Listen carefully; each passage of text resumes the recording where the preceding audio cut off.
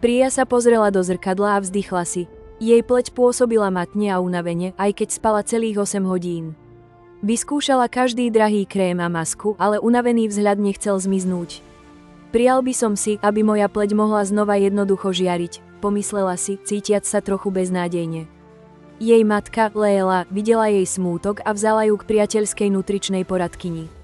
Nutričná poradkyňa, doktor Anil, vysvetlila, že skutočná žiara začína zvnútra. Povedal, tajomstvo nie je v nádobe, ale v 5 jednoduchých vegetariánskych potravinách.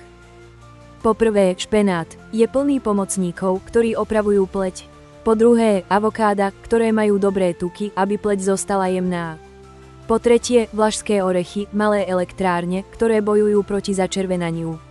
Po štvrté, sladké zemiaky, batáty, ktoré chránia vašu pleť pred slnkom. Nakoniec, bobule, ako jahody a čučoriedky, plné antioxidantov, špeciálnych pomocníkov, ktorí chránia bunky vášho tela pred poškodením. Priya začala pridávať týchto 5 položiek do svojich denných jedál. Vymenila čipsy za vlašské orechy a začala svoj deň smoothie zo špenátu a bobúľ. Už po niekoľkých týždňoch bola zmena jasná. Jej pleť bola hladšia, jasnejšia a skutočne žiarivá. Je to, ako by som v sebe našla prirodzené svetlo, povedala šťastne svojej matke. Drahé krémy boli zabudnuté. Vaša pleť je zrkadlom vášho zdravia, krmte ju jednoduchými, silnými potravinami a sledujte, ako žiari.